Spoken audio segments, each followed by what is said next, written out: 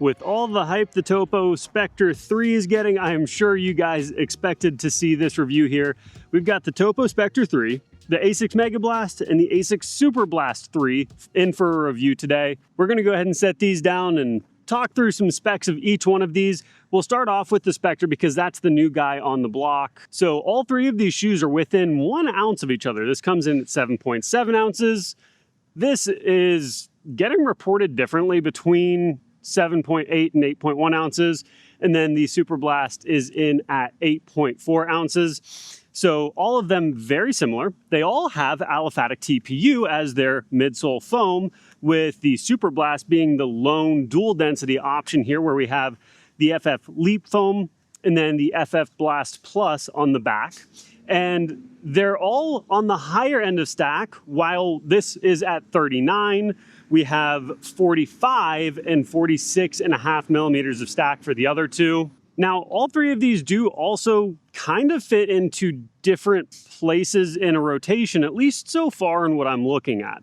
I've been wearing the Megablast. I didn't like it for a long time. And when I don't like a shoe, I don't really want to pull for it for a long run. But one day it kind of just occurred to me, maybe we wear it because it's supposed to do that really well. I liked the idea of it being really lightweight and really high stack. So this has been a really good long run shoe for me. I've been doing a series of 16-mile long runs going into marathon prep, so I'm just really ready to go on that. This has been my go-to shoe for it. The Superblast has been one of my favorite all-time shoes. As you've seen on the channel a bunch, I just wear the crud out of the shoe. It feels so good. It's light, it's bouncy, it's responsive, and it's really, really soft, which I like a lot. The Topo Specter 3, I did my first run review in this yesterday, and it falls somewhere in between these two in terms of the stiffness, in terms of the firmness of the shoe. What we're going to do today is take these through 2 paces each. I'm going to run about a 9-minute mile, which is on the comfortable end of my easy running. And then I'm going to do a mile closer to my threshold, around 7-minute pace, and see where these shoes stack up against one another.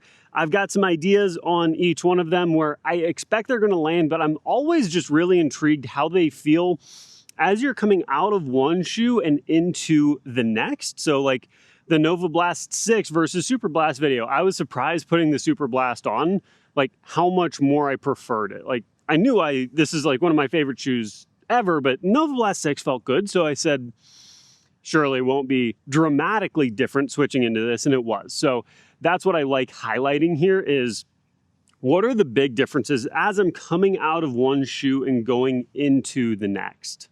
We'll start with just an easy walk test where we do a little bit of a squish, see how much bounce there is in the shoe, how much compression we get when we step down into the shoe.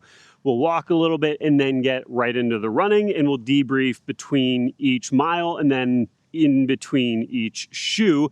At the end, I'll break down where I'm pulling for these shoes once I've had all of them on foot back to back for a workout. And maybe it'll help you guys make some sense out of which shoe of these you might want to add into your rotation. With that said, let's go ahead and do the fit and feel test on all 3 of them, and then we will get to that run. We are going to go ahead and start with the Superblast because that is the cushiest feeling of the shoes, at least from what I can remember. And I'm not getting a huge warm-up going into this, so a mile at 9-minute pace in these is probably going to be my favorite feel. So let's go ahead and slip this on. Also, as always, if reviews like this are helpful or interesting and make you want to stick around, you can always support the Ontos running brand. That is my brand. I've made designed a completely custom running hat. So if you need a running hat, take a look at ontosrunning.com. You can use code JSYT10 for 10% off your order. It's the best way you can support me. And if you need a running hat, I think it's a pretty dang good hat at a pretty reasonable price. So always appreciate help there. Putting this on, this is the heaviest of the bunch. And although the upper is not like crazy light, I really like how it feels. It's not overly heavy by any means, but they've done a really good job with breathability. You've got these vent holes that come through all of the tongue. There's plenty of padding on the tongue, but it feels really lightweight. plenty of cushion through the heel collar, which is something that gets pared down a lot in the Megablast. And the Specter sits more similarly in terms of the upper cushioning to the Superblast. Now, before we get to the squish test, size 12 is what I normally wear in most of my shoes, like probably 75% of my shoes or so, I wear size 12. This is a 12 and fits super spot on, so true to size for sizing with the Superblast. And then let's go ahead and squish it. So here you can see how much that FF Leap foam compresses. There's just a ton of squish. And as we walk out this way, it just feels really comfy. One of my big takeaways from the first review I did with it was like, man, I think this could be even a Disney World shoe. There's just so much cush while still being really stable. They put an extra little bit of the FF Blast Plus foam on the inside, so it feels really stable. I just think the amount of squish, the soft factor for this shoe is 10 out of 10 good. As I've repeatedly said, this is one of my all-time favorite shoes. We'll go ahead and switch this off and let's go Megablast next, because I know that's on the other end of the spectrum, being on the firmer side. Megablast is next. We'll just go ahead and switch these on now. All right, so with these on, the first feeling is immediately just how minimal this upper is. They really went for that race type upper with this shoe, which just doesn't make sense to me from like a use standpoint. I get this is supposed to be the faster one that you can almost do some racing in, but an extra 1/10 of an ounce or 2/10 of an ounce, I would take a better feeling upper. Like if you take this upper and put it on here, I think the shoe gets dramatically better. Like this one, I had to heel lock this side. I don't have heel locks, but I do have it running through the backmost loop. It took me so long to try and get this fit dialed in. And I just don't think that's what you're trying to do. When you've got a really good shoe, the idea is let's make this really good and make everyone like it. And having a bad upper doesn't do that, in my opinion. So squish-wise, this is firmer, but it is still a huge stack of really compressible foam. We'll go ahead and do a squish and a walk. Also, this is a size 12.5, and I've got more than a full thumb here. So I got these at TRE. Asics was giving them away, and they just didn't have a size 12 anymore. So we went with a 12.5 because I'm not going to go down. I think 11.5 would have been way too small. This is just a bit big. I think a size 12 would be better for me, but I know some people are sizing up.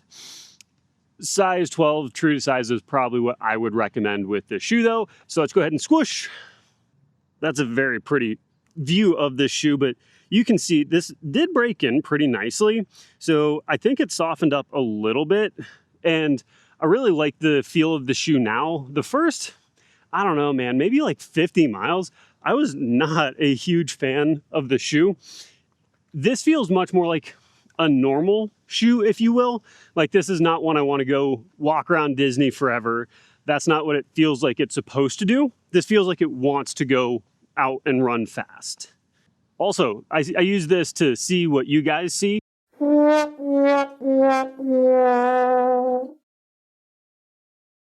So I have had this on my foot just in the store. I've not gotten to do any running in it yet, but I did know that my size 12 sizing is pretty spot on with this, and they do such a good job balancing the upper feel. So that was one of my big takeaways on the fit and feel at the store is the Megablast, for example. I don't like the upper on that shoe. It doesn't feel right. I do like the Superblast. The upper on it feels nice on my foot. It's still really lightweight, but it's not like painful to wear, and it doesn't slip around, which I've been liking the Megablast a lot, and I've been doing all of my long runs in it, so I'm only able to complain about it so much. But this upper feels much more like the Superblast, where there's still some level of comfort. Like there's plenty of cushion through the heel collar here. There's plenty of padding on the tongue for this to be a kind of up-paced daily trainer. I could see this potentially, because of the weight and the stack height, being a solid one shoe rotation. But oh, I do remember the laces were super long, so I will have to do a runner's loop actually just to steal up some of those some of the laces there. So let's do a squish test here. And even though we're a little lower here, you can see the word Topo there getting squished down so much. And you can also see how aggressive this rocker is. This is certainly the most aggressive rocker of the three and the least probable shoe for me to go out and actually walk in. Like, this is for sure just a running shoe.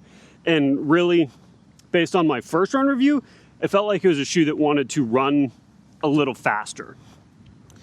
Biggest thing is there's a pretty prominent, I'm gonna walk over here, a pretty prominent feel right here around the ball of the foot. It's like right here's the tipping point where if you go over this point, it just wants to throw you up onto the top of the foot. That's that rocker I was talking about. Honestly, it almost makes me think of like an Alpha Fly where you can really feel those pods in the forefoot. So not necessarily the same kind of rocker feel as the Alpha Fly, but if you've ever worn it, you can really feel the zoom units that are in the forefoot. And I think this is much more accommodating than those. With the Alpha Fly, I feel like you really have to be getting right on top of them to compress the zoom units and then pop off of them. Whereas this, I was heel striking when I did my first run review, I was running on my forefoot. This just feels like it helps improve cadence a little bit, which also lends itself to the idea of this being more of like a little bit faster feeling shoe. Let's go ahead and toss this on and we'll get into our first run at our 9-minute and 7-minute pace. And then we will switch over to these guys. Oh, and as always, feel free to skip around within the video. These ones are pretty long when I'm doing multiple shoe comparisons.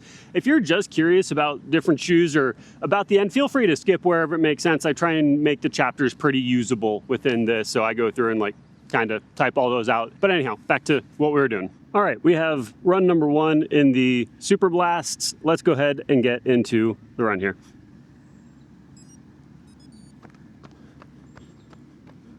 So as I'm getting about a half a mile into this first mile here, this shoe is giving me 3 words. It's smooth, cushioned, and rockered. So the rocker isn't as crazy as it would be maybe on like a Mount Coast C1 or the Specter, but the shoe just is so good for how I run, like my stride, cadence, strike pattern, all that is so dialed in for this shoe. That's why I just keep enjoying to pull for it like day after day. I kind of like doing this first because this is giving me a baseline of a shoe I know, a shoe I know I like, and then I'll be able to compare against this shoe with the other 2.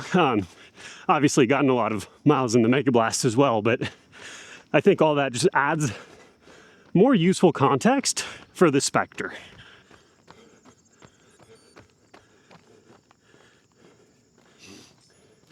Well, I don't know what it is with this software update, but I guess it doesn't like capturing my watch anymore. That was a mile at 8:46 pace. It's good. I like it. I don't think there's a ton else to say about that. Getting ready to go into this faster pace. I know I like the rocker feel here, and I know I like the bounce. This is an area where I think the other 2 might have an advantage. So I haven't, no one has, seen run repeat numbers on the Specter 3 because they're not out yet. I think the Specter 3 will have a really high energy return, and this does too, like it's good, but Megablast is higher, and I kind of expect the Specter will. So then you are deciding if you want a trade-off. Do you want a little more cushion and stack height with a Superblast 3, or do you want a little more pace, a little lower stack, a little more ground feel, and a little more aggressive rocker with the Specter 3? So we'll go ahead and get this next mile in and then change out of these into the Specter and see what I'm feeling directly coming out of these and into those.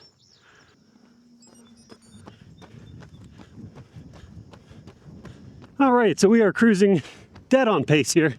And I've said it before, but one of my biggest qualms with this shoe is it just doesn't feel overly poppy this deep into its life.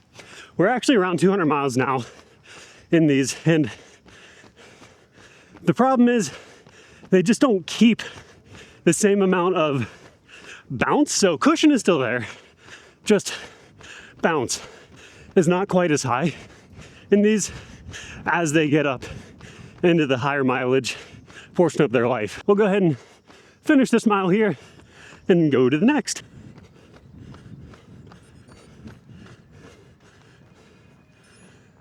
Okay, so that's a 6:59.70, dead on pace, and it just feels really good. Again, not as much pop as I would maybe love, and that's different than when we first got the shoe. So this breaks in a lot in that you lose some of the pop. It'd actually be really cool if Run Repeat did, like, I don't know, however many contacts with their machine to see how the energy return continues to be over long periods of time. So like, I don't know how many like individual steps I've taken in these, but it's got to be like in the hundreds of thousands, I'd imagine, if you take, what is it, like 3,000 steps per mile, maybe something like that.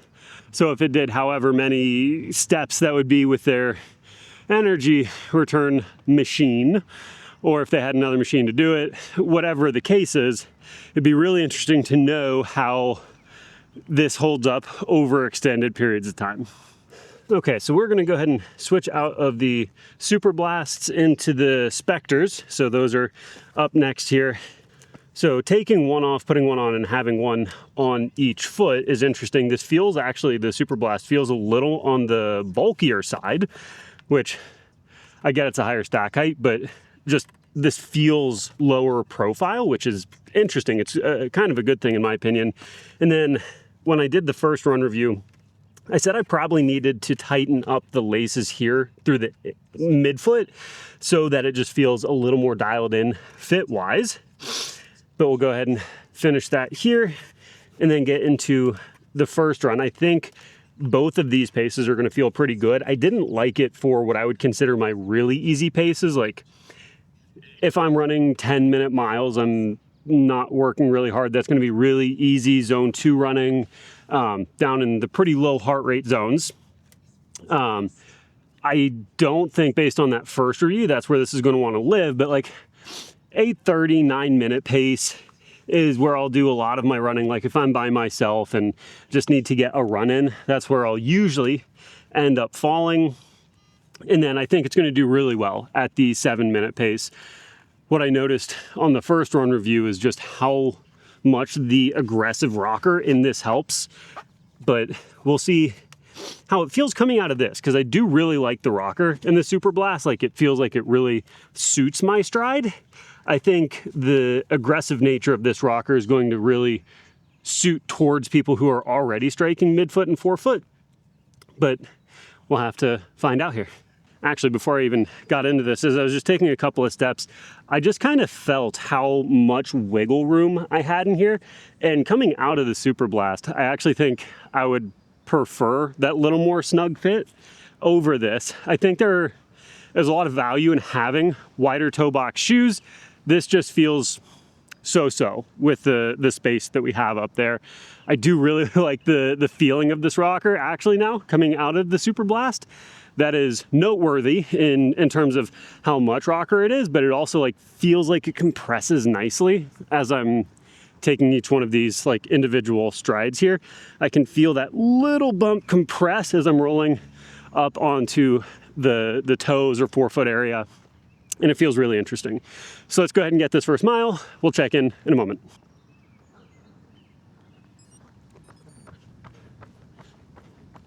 So we didn't get very far before the first thought popped into my mind, and it's that this doesn't feel like it has near as much cushion for my heel strike as the Superblast does. Feels like it rolls nicely, so I get through my stride well, but that initial contact with my heel hitting the ground, it just doesn't feel like there's quite as much protection from the ground there, but we'll keep thinking about ideas as we go. Man, we're at a schedule and this thing just feels like a pace pusher. It just wants you to keep going faster. We're at 8:30 pace and I'm like continually having to remind myself to slow down. And I think it is that rocker doing it. So that can be a plus and a con, honestly. Or pro and con. But like there are days you just don't want to go fast.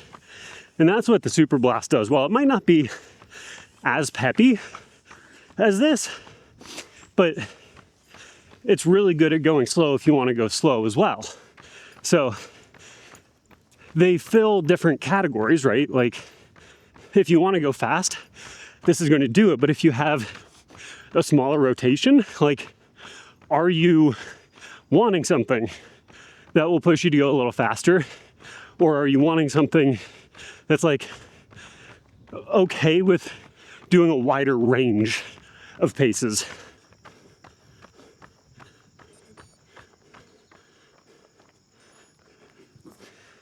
Well, one, that was too fast and I feel like I was getting bullied and running faster by the shoe. And two, look at that.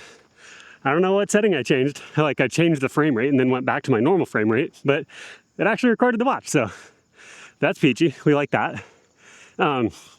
Yeah, man, I feel like I'm getting bullied by this shoe to run faster, which I guess is kind of fun. I think one of the other things it does is because it doesn't really reward that heel strike, it's a lower heel to toe drop. So 5mm heel to toe drop is generally going to already have you a little more up on your midfoot, but that combined with the aggressive rocker, I felt like it was really kind of pushing me to like forwards in my stride, which is something I sometimes want, but know that does also put more stress on my calves. So if you're somebody who's got really tight calves or like, you can't run up on your forefoot, that might be a knock on this shoe. Like as I was trying to slow down and get into like a more standard stride for me, where that is me hitting further back towards my heel, it just felt like it didn't want to do that. It was like saying, hey, what if you went up on your forefoot? And then I would go into that stride and I'd be like, oh, that's really nice. So it's, again, double-edged sword, but I like it. And I think this next mile at 7-minute pace is going to feel really good. I ran 6:35 maybe on the first run review where I wasn't really looking at the pace and I was supposed to just see what the shoe's giving me in terms of pace. I'm curious how that translates into like a more controlled 7-minute pace. So we'll go ahead and get into it. What an absolute efficiency machine. I mean, it's just being brutal. I'm supposed to be running 7-minute pace and it just feels so efficient with every step. It's still kicking me up onto my forefoot a good bit, but man, this thing's just straight up talking speed. That's this thing's language. It feels great. It's just, can you handle what it's throwing back at you, kind of, which is a fun predicament to be in. 650. I mean, again, like I'm not trying to gas that. I'm breathing about as hard as I was on the first rep with the Superblast. And, you know, this doesn't say like, yeah, I want to go do 16 miles for a long run at 9-minute pace. But it does feel like it's just going to rip for you in like a really fun, really good way. So actually against the Megablast, I'm really curious because the energy return on the Megablast is ridiculous. Actually, it's super interesting because I wore the Megablast for a 5K. I was going to race it for real, see if we could break 20 minutes. I think I'm certainly in the fitness to do that. I just haven't like given a 5K a really hard effort in, I don't know, it's probably been a year, honestly, because I've just been trying to stack mileage for the marathon. But I ended up like kind of tweaking my hamstring the day before, so I didn't run it super hard. I also had a long run that day. So what I ended up doing, instead of wearing like a carbon racing shoe and then switching into these after to finish up my run. Ooh, also, I dunk on this upper a lot, but that actually feels really nice. I have no problems with this upper. It just kind of goes away, but it's noticeably lighter and more breathable. It just took me so long to get this upper dialed in. It kind of irritated me, to be honest. So maybe I'm just still sour because of that, but I've pretty well dialed in the upper. To finish the story though, I ended up wearing these for the 5K, running pretty hard. I ran maybe 720s for it. And that was without like really pushing the pace there. Like I had no interest in hurting my hamstring, and I knew I had, after those first 3 miles, another 13. So again, wasn't really trying to totally bury myself on that. But this shoe can do that. The Megablast is just unnatural in the range that it can run in. It can run really slow. It can run pretty dang fast. I'm curious what the 7 flat pace is going to feel like in these. Like, is it encouraging me to run faster than I mean to, like this is doing? Or does this let me control it? I generally prefer to be able to have control. I don't want to get like forced into running faster. Like if it's not in my program, I don't want to go faster than I mean to. I mean, it happens occasionally. There are days you feel good, and I do think you want to take advantage of those, but like I almost had to like slow myself down in the Specter. The reason I know I can do a lot of range in this is because after those first 3 miles in that 5K, and in many of my just general long runs, I'm running closer to like, I don't know, 9:30 pace. And that is how I do my long runs, get 16 miles. I'm on my 6th week of doing that. And this is for sure the best feeling shoe I've worn for that. So I know this first pace is going to be good. I just haven't gone under 7-minute pace, and I'll try and go right at, but I haven't gone under 7-minute pace in these in a hot minute. So I like how protective they are. That really means a lot to me, having the amount of protection that these offer. But how's that compare when we go against a Specter that's really trying to speed us up? I know I've compared these to death, this and the Superblast, but those two feel pretty far apart. I think this is almost going to be like a halfway in between of those two shoes. So all we got to do is get to it. Also, just to reiterate, like I've said, I've dialed the fit in and I've gotten better at it, but like even this time I over tightened it here on the runner's loop and I just feel lace bite, which isn't what I want. I want it to just sit on my foot and be really comfortable. Like I do this before each one of my runs, and this basically I have to go through and dial it in more, but like I've got, wow, that's an annoying sound. I've got a lot of heel slippage here. So I'm going to retie this shoe before I go out. Again, I just think that's such a miss. Please, Asics, if you happen to see this part of this video, just add a little more cushion on the tongue. I think that would do all you need it to do, and it's not going to cost anything in weight. It's not going to cost anything in material, but it's going to make the upper just so dialed in. But like, I don't feel like I should have to stop right now before I go do this next piece of the run to retie this shoe. I love how breathable the upper is. I love how lightweight the upper is. I just want it to stay on my dang foot and not hurt it at the same time. I guess that is two things that I want out of it, but I don't think those are unreasonable things to want.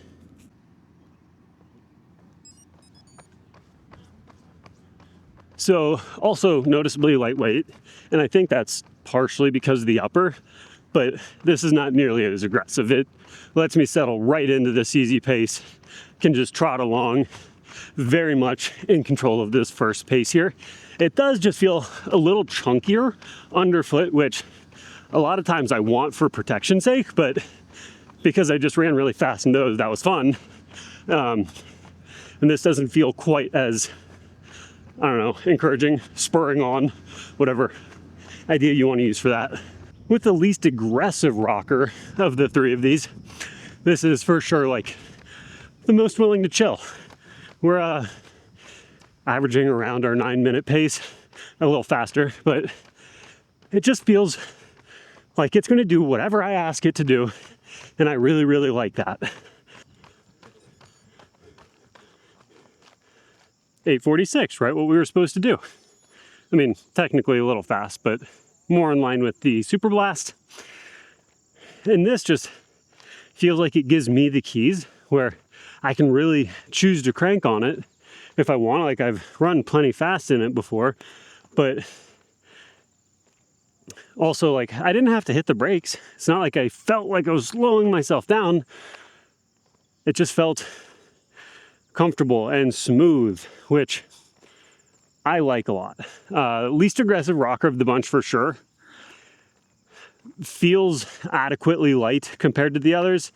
There shouldn't realistically be any like tangible on-foot feel for like lighter versus heavier. And I wouldn't really say there is. I think it's just the geometry of the three shoes, almost in like a good way, where each shoe is going to feel the best for someone different. You just have to kind of know the characteristics that you like on your foot and know what you're trying to get out of the shoe. So we'll go ahead and knock this last mile out and break it all down once we get back, and I'll give each one an award, if you will, for like what category it fits best into.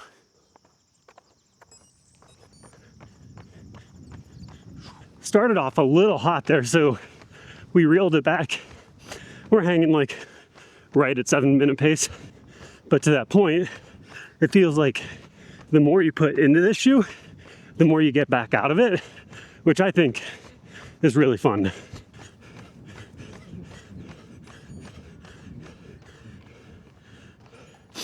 $654.7. Well, that's what I think a shoe is supposed to do. There are times you want one to make you go faster. There's reason to have that shoe. But by and large, I think a shoe should leave you in control so that your body can do what it's ready to do on that day. There are plenty of days where I have something planned, and there's a difference. There are key sessions that I'll do no matter what. I feel bad, sucks to suck. Go do your work. If you don't have 100% of it, then that's fine. But like, go and give it the effort, because more days than not, you're gonna have more than you think you do in the tank. I do think there are times you have to dig into the well, like the proverbial, like dig into the well, to get those paces. And I think that is useful to do, but is also very physiologically taxing. So what I want a shoe to do is give me the chance to dictate when I am doing that. So if I've got a hard run and it's not a key session, I want to be able to choose, is this worth fighting for on this day? Or is this something I can push a day or two forward, pull an easy run in, and then really get after the session when the body's feeling better and more able to absorb the training afterwards? Because like, doing a session and getting a benefit from the session are actually two different things. I do subscribe to the you have to do hard things to get better. You have to push your body. But I think by and large, that comes from showing up day in and day out. Not necessarily like blowing up one session really, really big, right? And then maybe being like, oh, I'm so tired from that, I need to take tomorrow off. That just feels like it defeats the purpose a little bit.